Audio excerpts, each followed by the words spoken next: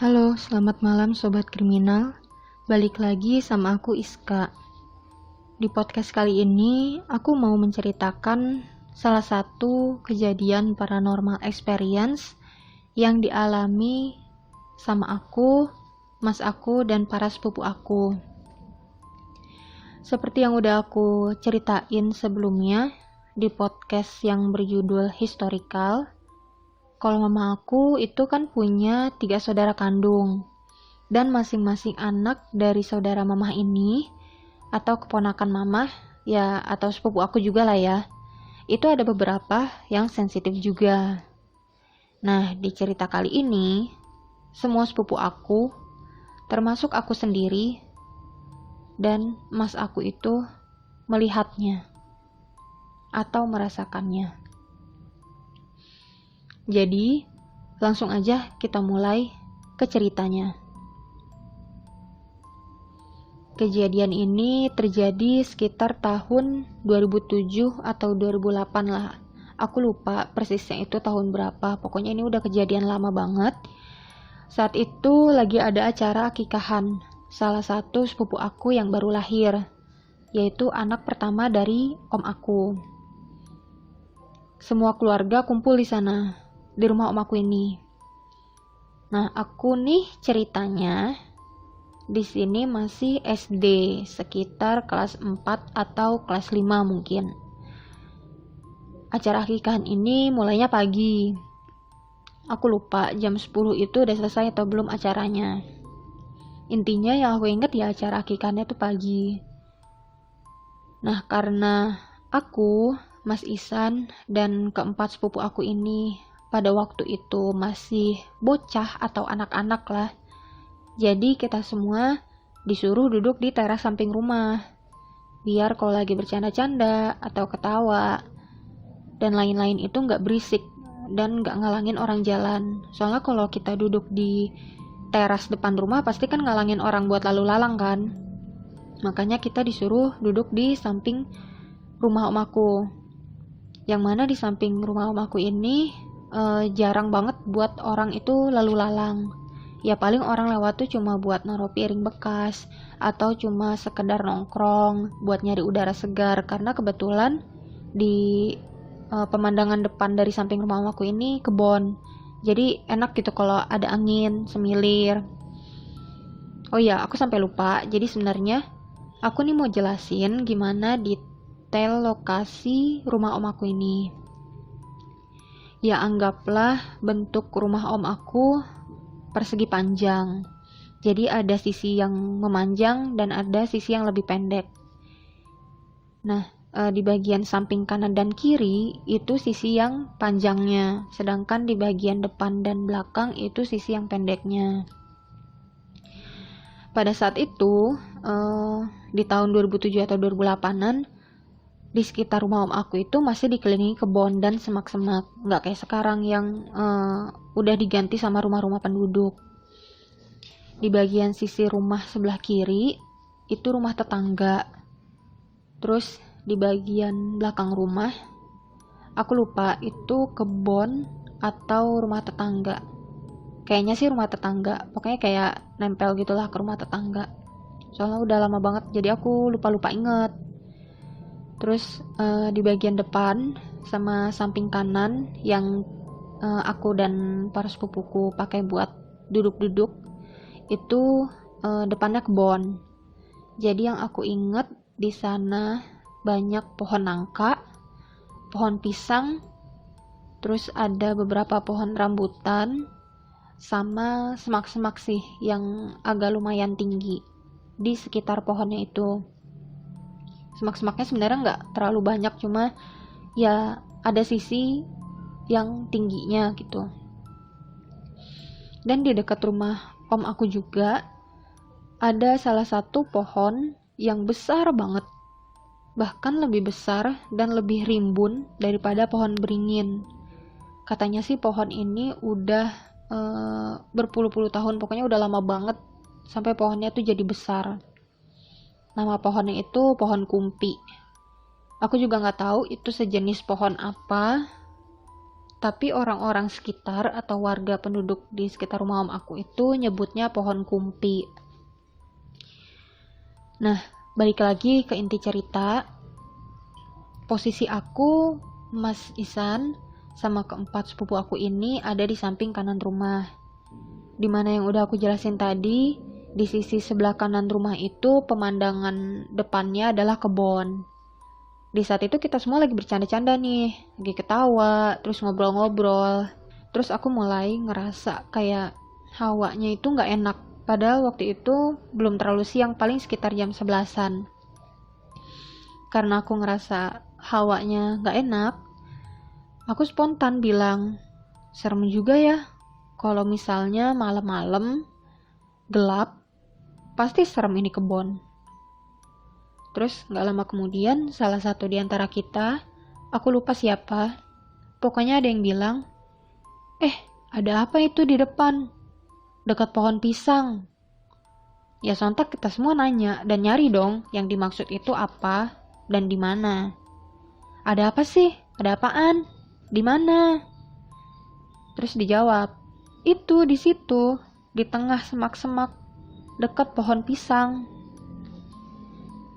Ya setelah kita cari-cari, akhirnya kita semua melihat di satu titik yang sama, ada satu sosok bapak-bapak tua seperti Pak Tani, memakai topi caping dan baju putih yang lusuh, seperti terkena noda tanah.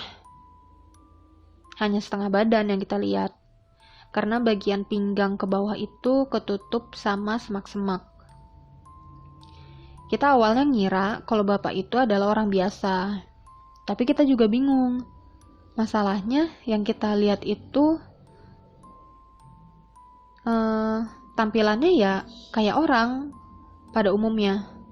Yang bikin beda, sosok ini seperti halnya hologram yang tembus pandang. Wajahnya gak begitu jelas terlihat. Yang terlihat hanya bentuk tubuh dan pakaiannya aja. Bapak tua ini berbadan kurus dan terlihat ringkih. Walaupun postur badannya tidak bungkuk, tapi ya kita atau aku yang melihatnya di sini itu bapaknya tuh kurus. Sampai akhirnya kita semua terdiam ketika melihat sosok bapak tua itu berjalan lurus ke arah pohon nangka. Dan cara jalannya itu seperti melayang. Gak ada hentakan badan sama sekali, kayak orang jalan pada umumnya. Tapi gerakannya tuh mulus banget, persis kayak sosok yang melayang. Setelah di bawah pohon nangka, atau ke arah pohon nangka itu, sosok Pak Tani berhenti dan seolah-olah melihat ke arah kita sambil mengangkat topi capingnya, kemudian menghilang tanpa jejak. Di saat itu kita semua sebenarnya tetap stay cool, berusaha positif lah, menganggap bahwa yang kita lihat itu ya orang. Ya walaupun gak mungkin sih kalau orang itu bentuknya hologram dan jalannya melayang, tiba-tiba hilang lagi.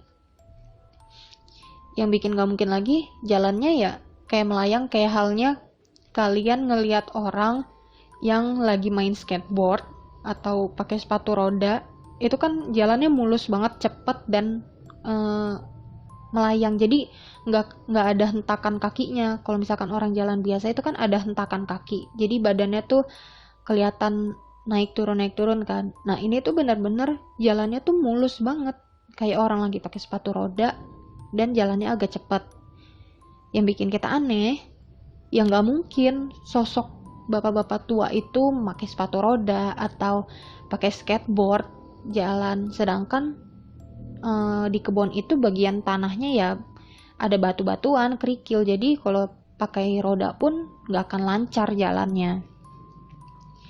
Tapi nggak tahu kenapa bisa kebetulan banget nih, ternyata Mas Isan ngerekam video si sosok Pak Tani ini. Padahal ya awalnya Mas Ihsan tuh kayak cuma iseng aja mau ngevideoin lingkungan sekitar rumah om aku. Keadaan gimana sih kondisi pas lagi akikahan sepupu kita. Terus kita lihat nih bareng-bareng hasil videonya. Dan ternyata benar, sosok Pak Tani itu gak sengaja tertangkap kamera. Persis yang aku ceritain di sini, sosok Pak Tani itu melayang ke arah pohon nangka, terus mengangkat topi capingnya, kemudian menghilang tanpa jejak. Dan yang kita lihat itu, sosok Pak Tani ini hanya dari bagian perut ke atas, sedangkan bagian pinggang ke bawah itu nggak ada, dan bagian perut ke atas pun bentuknya ya hologram, jadi kayak tembus pandang gitu. Disitulah kita baru percaya kalau yang kita lihat itu bukanlah orang. Kita semua sontak langsung masuk ke dalam rumah karena ya namanya anak-anak ngelihat yang seperti itu pasti kan ya ada rasa takut, walaupun kita semua stay cool gitu. Kita masuk ke dalam rumah, ngadulah istilahnya ke nenek atau ke enin yang kita sebut juga, tentang apa yang kita lihat tadi. Dan kita tunjukin nih video yang udah direkam tadi sama Mas Ihsan. Di situ Enin berusaha menenangkan dengan bilang, "Alah, salah lihat itu sih, bukan apa-apa. Bukan hantu kok, itu orang biasa." Ya kita tahu sebenarnya Enin tuh ngomong kayak gitu ya buat nenangin kita aja biar nggak terlalu takut. Ya walaupun tanggapan Enin kayak gitu, kita semua masih percaya bahwa yang kita lihat itu bukanlah orang, melainkan sosok gaib yang sampai sekarang kalau kita flashback cerita tentang kejadian ini, kita semua tuh menyebutnya dengan hantu Pak Tani. Karena bentuknya sosok hantu ini ya seperti Pak Tani, karena memakai topi caping. Nah, karena HP yang dipakai untuk merekam video ini udah hilang, gak tahu kemana, karena kejadian ini juga udah lama banget, udah belasan tahun, sekitar tahun 2007 atau 2008, ya otomatis walaupun gak tersimpan dalam bentuk video sekarang ini, tapi kejadian ini cukup melekat tersimpan di pikiran kita masing-masing, di pikiran aku, mas aku, dan para sepupu aku yang merasakannya. Bagaimana menurut kalian? Apakah sosok bapak tua yang ada dalam cerita ini adalah seorang manusia atau sosok yang selalu kami anggap adalah hantu Pak Tani? Silakan berpendapat di kolom komentar. Nantikan juga cerita paranormal experience lainnya yang dialami sama aku dan keluargaku. Jangan lupa juga buat klik tombol like dan subscribe-nya. Nyalain juga notifikasi loncengnya, biar kalian gak ketinggalan cerita paranormal experience lainnya. Ditunggu ya. Semoga cerita ini dapat menemani malam minggu kalian dan hari-hari kalian. Terima kasih dan selamat malam. Salam Sobat Kriminal. Creepy Midnight Paranormal. See you.